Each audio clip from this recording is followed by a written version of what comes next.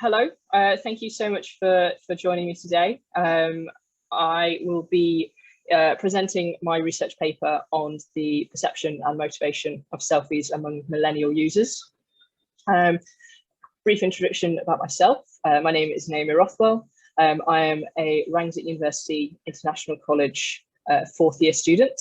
I have been living in Thailand for about 4 years, so the entirety of my course. I'm originally from England. Brief contents on this presentation. So we'll be looking at the introduction, objectives, methodology, my findings, conclusion, and any potential research limitations that I came across. Okay, so firstly, what is a selfie? So a selfie is defined as a self-portrait. Although the term selfie kind of became viral, so a huge internet success in around 2002, the very first selfie was actually done by a guy named Robert Cornelius in 1839. We've also got the first selfie in space by Buzz Aldrin. And I'll show you this is the Oxford English Dictionary definition of what a selfie is. So this came into being in 2013. So they say a photograph that one has taken of oneself, typically taken with a smartphone or webcam and uploaded to a social media website. Then we go to what is a millennial. So a millennial is somebody born between kind of the early 80s and the mid 90s. A lot of the time they are noted to be quite a narcissistic generation. So it's the very popularized, the me generation is the millennial. And the media kind of commonly blames them in quite paradoxical ways. So, you know, they like to say that millennials are killing a lot of industries a lot of the time. So they have been raised being told that they are special or unique, and they should follow their dreams. So this self-confidence often spills over into the realms of what is perceived to be narcissistic. Millennials are often seen as more optimistic than other generations. This could be down to possibly their unrealistic expectations of how their lives should go. So they've grown up watching previous generations, so like specifically boomers, have a house, car, good job, and a family by the time that they are 35. And when things don't go their way, they may come across as entitled, which leads other generations to potentially think the worst. Millennials grew up alongside the emergence of social networking sites and social media. So they've seen the rise and fall of hundreds of platforms, including like the very first ones like 6 Degrees, MySpace, MSN, up to Snapchat, Friendster. They have been early adopters of the internet, and in the main, they are fairly tech savvy. I used Grubbs AL in a lot of this research, and he found that millennials have been hearing a prevailing message that they are narcissistic. So they agree with this as well, which is quite interesting, but they really dislike the actual label as they associate it with arrogance and vanity. Grubbs also found that what one person may say is narcissistic, another would call individualistic, and this is a trait that millennials value quite a lot. The narcissist traits that this paper is focusing on are persistent grandiosity. This is an excessive need for admiration and the feelings of envy towards others, as well as the belief that others envy them. The main popular understanding of narcissistic people is that they hold their own values above others, and that they constantly seek to validate this belief through the praise given to them by others. Children are told a lot from an early age that they are special and that they do what they do matters. So I kind of think that this does impact how an adult forms their opinions of themselves. Assurance of their value could read as a grandiose view of themselves, and an expectation that others will continue feeding the same message received from an individual's parents can be linked to the pursuit of gratification. So these are the main research objectives that I looked into. How millennials perceive their own behaviour, whether there is actually any kind of how collectivism and individualism, so culture, can impact the results, to understand the motivations of a millennial to take a selfie, and also to see whether there are any narcissistic traits throughout my respondents, and if millennials taking selfies are narcissistic. The methodology that I used, so this study applied qualitative research. Interviews were conducted with 14 individuals, all from Generation Y. Because this study is a very specific topic, highlighting a very specific set of people, it was said that a small number of respondents were deemed okay. And the interview included demographic questions as well as targeted questions, 21 in total. And all interviewees gave their express permission to be recorded. Okay, a quick look at the respondent profile. So the respondents included different nationalities, so all currently living in Thailand. The majority of respondents were teachers, and the majority of respondents were in a relationship as well. And also the age range spanned from the very oldest millennial all the way to the very youngest millennial as well. So brief research findings. I'm going to go into these into more detail in the next slides. But what I did actually find was that millennials did think that posting selfies was a very negative thing to do. There were signs that culture have influenced the results, or could influence the results as well. Two main categories of motivations were found, and actually none of my subjects showed extreme signs of this grandiosity narcissistic trait. So firstly, we're looking at how millennials perceive selfies, perceive social media. And as you can see by these comments that I've pulled from the interviews, there is an overwhelming derision of selfie taking, as well as some hypocritical thinking. So those interviewed all presented the fact that posting selfies was not a good behaviour to partake in. This could be down to some social pressure. So many articles in both printed and digital media telling them that the behaviour they are participating in is narcissistic and harmful. Nostalgia could also play a part in this. So millennials were introduced to social media and selfies further into their lives. Some of them were 15, 20 years old. And so they knew a time before these things existed, and rose-tinted glasses could make them think that, they knew a simpler time and a happier time before selfies.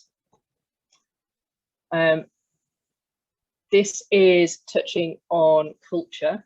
So as you can see with the averages here, so the average number of likes deemed acceptable per post is hugely different between Asian and Western respondents.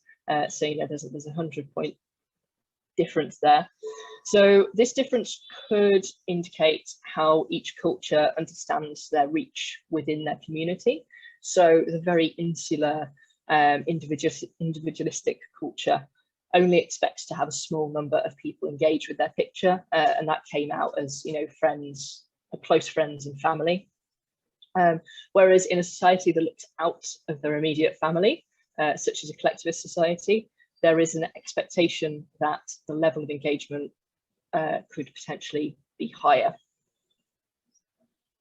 So the motivations for selfie taking, like I've said, there have been pointers that my respondents could be quite hypocritical. because they're all saying, you know, it's a negative thing to take a selfie and to post a selfie. However, they're still doing it. So my question was, why? What motivates you to actually take this selfie, and you know, whether it's post it or share it with friends? So the two most common answers were forming or creating memories, and also keep friends and family informed. So forming memories, this was an important point for a lot of my respondents, and an indication that social media is potentially this generation's photo album. So where previous generations would flick through a physical record of their photos and their past experiences, so you know, whether that's a photo album or a reel of film slides, we now scroll through digital photos to see where we were or what we looked like years ago, who we were with. This is quite an internalized motivation. So the behavior isn't driven by desire to get attention, but rather to catalogue one's life. The fact that this is done on a public platform is potentially irrelevant, and you know, you could just chalk that up to the progression of technology. The second point, keeping friends and family informed. So a large number of millennials are now living away from home. So whether that be in, you know, just the next district, the next county, or in fact living in another country, it makes checking in with family and friends back home a lot harder. So most of my interviewees, 66% were expats, so living and working in a foreign country. Out of this, most of these were either from the UK or Ireland, and it's costly. It's costly to get back. It's time consuming to fly back and see family and friends. You know, you're potentially only doing it once a year, if that. I mean, you know, COVID has shown us that you can't always rely on being able to travel internationally. So and on top of that as well, video calling can also be difficult because of the time differences. So taking a selfie, posting selfies is a good way to keep in contact with those at home, and you know, just kind of let them know what's going on in your life. An interesting development that I did find when talking to these people about connecting with others back home was the fact that many of my respondents said that they would take a selfie for the purpose of sending it via WhatsApp.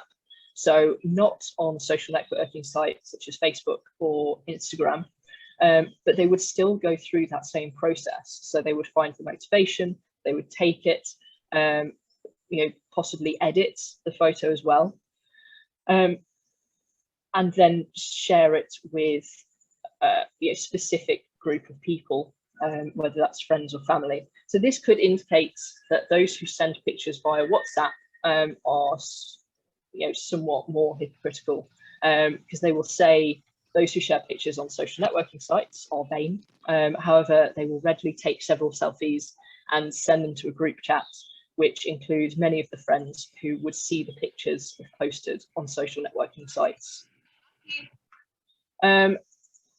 Onto narcissistic traits.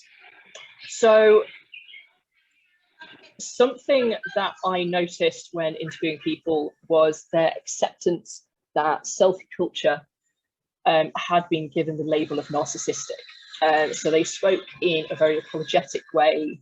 Some of them even adopted quite defensive postures when talking about their own use of selfies.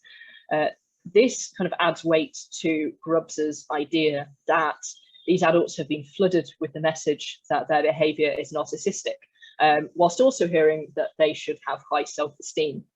So this is quite, you know, conflicting ideas. This leaves millennials feeling defensive of their actions. It could be argued that posing for, you know, 4, 6, 12 hours whilst someone paints your picture is far more narcissistic than sharing a selfie on social media. So, you know, comparing people in the 1800s, it's just that social networking sites are more accessible to a larger number of people. So in conclusion, I found that when I was speaking to my interviewees, one thing that kept coming up, and when I looked more into narcissism and narcissistic traits, is that potentially narcissism and the actual definition of narcissism should be reassessed and redefined. So, millennials are seen as the most self-assured generation yet. And the whole generation is given this title of narcissist, which is highly unlikely that an entire generation has this specific personality disorder. All previous studies on narcissism use a complex survey. So it's the Narcissism Personality Inventory, or NPI. So this forces respondents to choose between two statements, many of which seem relatively benign, even if you do pick the narcissistic option. So it's things like, I am not sure if I would make a good leader, versus I see myself as a good leader. I'm assertive versus I wish I were more assertive. So there's a possibility that the actual significance of the NPI could be changing, and that a certain answer could reflect something different about a person, kind of then, 20, 30, 40 years ago versus now.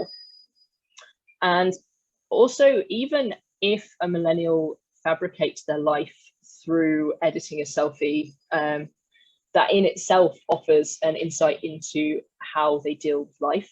So millennials are often said to be cleaning up the mess left by previous generations, whether that's kind of recession, global warming, institutionalized bigotry. They're all products of a bygone era that have left younger generations struggling. Perhaps the action of presenting a happier, more put together version through an edited selfie isn't the most destructive thing. The potential research limitations. So this research does rely on interviews, full disclosure, and their ability to self-report as well. So, if an interviewee does hold anything back, whether they're embarrassed or for whatever reason, the results could be skewed. I try to get around that by just asking as many questions from every side as possible. I'd be quite happy to share my paper and the questions that I used with you, if you'd like. And also the interviewees were predominantly teachers. So this could have had a bearing on the results, but that could possibly need some more digging into. Okay, finally, I'd just like to say a huge thank you. Firstly to my agent, Ampon Pradit, who was guiding me through this research. Also to all of my interviewees who took the time to sit down with me, gave me a lot of really good insights. And finally, to obviously all of you guys for listening and giving me your time. So thank you very much.